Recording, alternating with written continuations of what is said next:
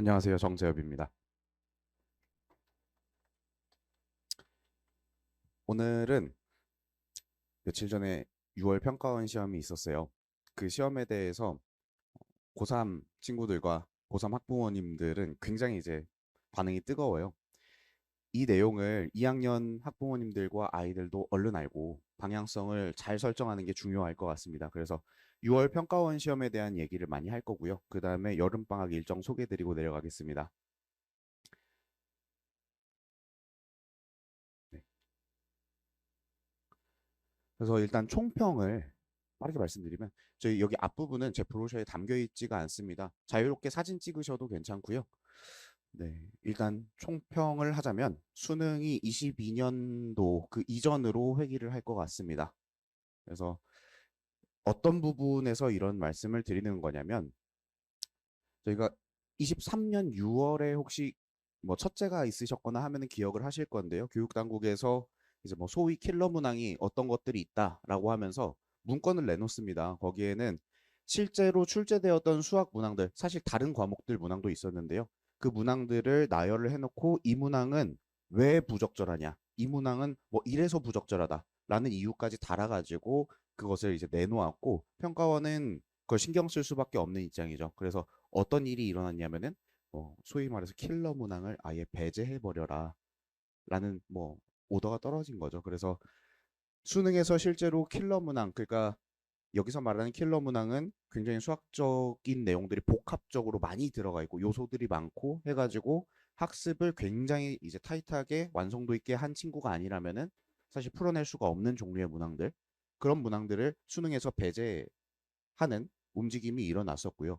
그에 따라서 이제 킬러도 배제가 되고 사실 발상이 필요한 류의 문제들도 배제가 되었습니다. 발상이 필요한 문제라는 것들은 이게 보이면은 푸는 거고 안 보이면 못 푸는 류의 문제들, 이런 것들이 큰 한 2, 3년 정도에서는 굉장히 이제 배제가 되어 왔습니다. 근데 이번 6월 평가원 시험에서는 킬러 두 문제 그리고 공통에서도 안 보이면 못 푸는 문제가 하나가 출제가 되었어요. 그래서 22년도에 획이다. 그래서 결국에는 이게 저게 22년 이전의 얘기가 아니고 이제 지금의 얘기가 됩니다. 여기서 이제 킬러 두 문항은 28번, 30번을 꼽는 게 맞을 것 같고요. 그리고 22번 공통 문제에서는 이제 그 문항이 수원 문항이었는데 그 문항은 안 보이면 못 푸는 문항이 나왔어요. 그래서 미적분 킬러 그리고 발상은 사실 경험치에 의존을 많이 합니다. 그리고 조금 더 말씀을 드리면 그 22번 문항에 대해서는 요건 이제 좀 팁이 될 수도 있을 것 같아요. 그 1학년 애들은 풀리면 풀 수도 있어요. 오히려 고3 애들이 못 풀 것 같은.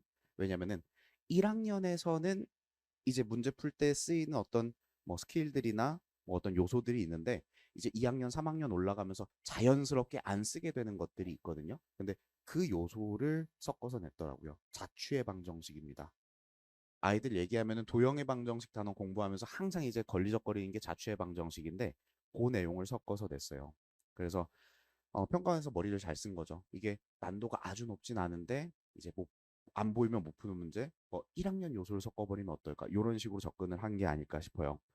근데 이제 중요한 건 뭐냐면 현역이 불리하다는 겁니다. 특히 어디에서 압도적으로 불리하냐면은 미적분 킬러에서 그렇습니다. 사실 미적분은 킬러 문제가 안 나와도요 현역들이 압도적으로 불리해요. 그 미적분에 대해서 적응하고 이제 그 경험치를 쌓는 시간들이 재수생이나 삼수생들에 비해서 부족하기 때문이고요. 실제로 통계치가 그렇게 나옵니다. 안 그래도 불리하던 판인데 미적분 선택자들에게는, 근데 이번 6월로 보았을 때는 더 불리하게 판이 흘러가지 않을까. 그리고 아마 올해의 흐름이 진짜 이게 맞다라고 하면은 내년은 굳이 바꿀 필요는 없어 보여요. 왜냐면 후년에 크게 바뀌기 때문에. 그래서 2학년들은 이제 미적분을 선택을 할 거면은 이 미적분을 언제부터 어느 정도까지 쳐놔야 되는지에 대해서 고민을 안 할 수가 없게 되는 거죠. 네. 그래서 정말 솔직한 말씀으로는요, 확통런도 고려해 볼 수 있어요. 그러니까 미적분을 선택을 해서 28, 30을 다 틀릴 바에는 확통을 선택을 해가지고 맞추는 전략이 표점이 높을 수가 있는 거죠. 물론 똑같이 이제 미적을 못 놓는 이유가 뭐냐 하면은 당연히 똑같이 100점을 맞으면 표점이 더 높기 때문인 거고, 근 3년간의 통계치 중에 이제 수능에서는 이제 11점까지 표준 점수가 차이가 났었는데 확통 선택과 미적분 선택에서 똑같이 100점을 맞았을 때요. 근데 어 아마도 올해도 뭐 그에 준하게 표점 차이가 나지 않을까 싶어요. 6월에 나온 것 정도로 나온다라고 하면은 꽤 유의미하게 난도 차이가 납니다. 근데 뭐 표점 차이가 난다고 하더라도 그건 만점 기준이고요. 뭐 미적분 해가지고 두 개 틀려버리면은 더 낮게 나오는 거거든요. 그래서 그냥 빠르게 확통으로 돌리는 것도 정말 이 방법이 됩니다. 근데 만약에 이제 나는 뭐 이제 소위 입시하는 분들 저도 정보를 찾아보고 하면은 서울대, 공대 이상 뭐 아니면은 뭐 메디컬을 가겠다라고 하는 친구들은 표점 때문에 결국에는 그냥 미적분이 강제가 되는 것 같아요. 그럼 미적분이 강제가 된다라고 하면은 이거를 좀 빠르게 쳐놓을 필요가 있다라는 생각이 듭니다. 그래서 저도 이번에 여름 스케줄을 짜면서 많이 고민했던 부분 중에 하나는 뭐냐면요. 저는 보통 이제 수투를 정규에서 다루고 주 2회로 가져가면서 미적분을 주 3회로 칩니다. 그러면은 저는 사실 현행이 더 중요하다고 생각하는 입장이고 당장 우리에게 필요한 건 2학기에 있는 수투가 되는 건데 미적분이 3번이고 수투가 2번인 거면은 좀 밸런스가 깨지는 게 아닌가 이런 고민이 항상 있었는데 이번에 6월 시험을 보고 이 시간표가 맞겠다 싶더라고요. 여름방학부터 미적분 경험치를 좀 많이 살뜰하게 챙겨놔야 되겠다 싶었고 방학이 짧잖아요. 여름방학은. 여기서 주 2회로 가버리면은 뭐 6타임 뭐 이 정도밖에 안 나옵니다. 9타임 정도는 채워가지고 미적분의 경험치를 좀 많이 쌓아 올려야 되지 않을까 싶어요. 이게 정규생 어머님들도 계신 것 같은데요. 이번 미적분 수업은 좀 많이 어렵게 갈 겁니다. 그래서 이탈이 있어도 그걸 감수하고 좀 어느 정도 어렵게 갈 거고 왜냐하면은 이게 이번 여름 때 그냥 설렁설렁 해놔 버리면은 아이들이 수능 때까지 이 미적분 100점을 맞출 수 있을까? 그에 필요한 경험치를 다 채울 수 있을까라고 생각을 해봤을 때 굉장히 바쁩니다. 이번 6월이 이제 수능 난도라고 생각하면요. 그래서 이번 여름부터 좀 미적분에 빠르게 집중을 할 생각입니다.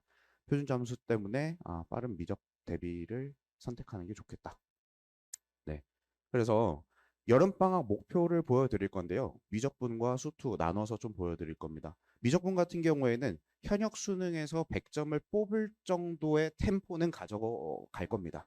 그래서 이게 생각보다 이전의 계획보다는 조금 더 빨라져야 된다라는 게 제 생각이고요. 사실 이 여름방학 수업에서는 저는 미적분을 굉장히 좀 음, 교육과정에 입각해서 가르쳐 왔어요. 그러니까 빠른 기술들, 뭐 문제풀이의 테크닉들 이런 것들은 저는 뭐 고3 올라가는 겨울서부터 탑재를 시켜도 그렇게 늦지 않다라고 생각을 했었는데 이번에는 반발짝 빠르게 이번 여름부터 풀이 테크닉들도 가르칠 겁니다. 고3 아이들이 시험장 가서 실제로 풀이하는 방법들, N수생 아이들이 시험장 가서 풀이하는 방법들을 실제로 일부 가르칠 겁니다. 그렇게 하지 않으면 속도가 안 맞을 것 같다는 계산이에요. 기출 분석도 진행을 할 거고요. 죄송합니다. 그 다음에 당연히 작년보다는 수준이 높아야 될 것이다. 그리고 수투 같은 경우는요. 수투는 다행인 부분이 저희 정규반에서는 사실 수투를 저번 겨울에 굉장히 높은 수준까지 이미 올려놨어요. 그래서 그것들을 계속 이어가면서 최고 난도로 내신 수능 대비를 할 거고요. 이제 수능도 수능인데 내신을 먼저 우리가 해결을 해야 되는 부분이기 때문에 내신 수능 대비 이렇게 가고 겨울방학의 후속 강의입니다. 6평을 근거로 해가지고 방심하면 안 된다 이렇게 써놨는데요. 이번 6월 평가원에서는 사실 수투가 굉장히 약하게 나왔습니다. 잠깐 말씀을 드리면 일단은 미적분 선택자 기준으로 미적분이 굉장히 까다로웠고 상당히 많은 친구들이 제 고3 정규반 친구들은 한 명을 제외하고 다 1등급을 받아왔는데요. 그 친구들이 22번까지가 공통이잖아요. 21번까지 푸는데 보통 뭐 30분이 안 걸렸어요. 그리고 22번에서 시간이 좀 걸리고 나머지를 다 미적분에다가 이제 시간을 쏟았다 하더라고요. 공통이 굉장히 가볍게 나왔고 그 중에서도 이제 공통에서 뭐 문제를 꼽아봐라라고 하면은 사실 22번 외에는 없어요. 22번도 굉장히 어렵냐 하면 그렇진 않고 아까 말씀드린 것처럼 약간 발상을 요구하거나 또는 1학년 수학에서 자주 쓰는 논법을 썼기 때문에 아이들이 대응을 못했다 이렇게 보는 게 맞는데요. 특히 이제 21번 이전에 있는 뭐 이제 주요 번호 자리라고 하면 뭐 15번이 되겠죠. 15번에 있는 수투 문제는 굉장히 쉽게 나왔습니다. 번호에 비해서. 근데 여기서 이제 착각을 하면 안 되는 게, 수투가 쉽게 나올라나 보다. 이거는 어, 너무 성급한 일반화가 될 거고요. 사실 요런 난도 구성을 갖게 된 거는 미적분 문제가 너무 예쁘게 뽑혀서 미적분 난도가 어려울 수밖에 없는 상황이었고 그렇다라고 하면 공통의 난도는 좀 낮춰서 밸런스를 잡을 필요는 있었을 거예요. 근데 거기에서 하여튼간에 공통을 너무 흐리멍텅하게 가면 안 되니까 포인트를 주기는 해야 되는데 그냥 그게 수원이었을 뿐인 거고. 근데 그 수원에서 안 쓰던 단원, 그러니까 보통 이제 수원에서 최근에 변별력 문항을 내라라고 하면 점화식 문제를 냈었는데 그거 말고 다른 걸 좀 시도를 해본 거고 뭐 그런 것 뿐인 거지. 앞으로 수투를 좀 쉽게 낼라나 보다 이렇게 판단할 수는 없거든요. 6월 평가원 시험을 근거로 해서 수투를 좀 가볍게 가자라고 하는 거는 굉장히 어리석은 생각인 것 같습니다. 9월도 봐야 되고 수능도 봐야 되고 그리고 사실 수투를 가볍게 낼 이유가 전혀 없거든요. 네, 그래서 수투도 빡세게 가져갈 겁니다. 하지만 저는 좀 이례적으로 이번 방학은 미적분에 조금 더 포커스를 맞춰야 되지 않을까. 근데 이거는요. 수투가 어느 정도 되어 있다는 가정하에 이런 전략을 선택하는 거지. 수투가 아직 안 되어 있는 친구들은 그냥 수투해야 됩니다. 뭐 미적분 바쁜 거 아는데 뭐 수투가 안 되어 있고 미적분을 뭐 미적분이 너무 어려웠대. 그거 쌓아 올린다고 쌓아 올라가는 것도 아니거든요. 단계에 맞게 수투하고 미적분하고 수투 되어 있는 친구들은 미적분에 조금 더 힘을 쏟아야 되고 이런 거죠. 네, 그래서 이제 좀 어필을 해볼 부분은 미적분 같은 경우는 저는 그냥 고3 교재를요 고2 애들한테 거의 안 줘요. 이걸 철저하게 저는 분리를 해서 가져가는데 이번 방학 때는 고3 교재들을 조금 쓸 생각이에요. 고2 친구들한테 좀 수준이 있게 가야 될 것 같아요. 저 같은 경우에는 이제 뭐 제 자체 연구소를 운영을 하면서 모의고사를 계속 뽑아내고 있고요. 제 자체 연구소에는 전원 이제 스카이 그리고 뭐 서울대 의대, 서울대 컴공 뭐 저는 서울대 수교고 뭐 해가지고 계속 진행을 하고 있어요. 문제를 계속 뽑아내고 있고 고3 컨텐츠를 만들어내고 있고요. 이런 모의고사뿐만 아니라 개념서들을 아마 이번 방학 때는 많이 쓸 거예요.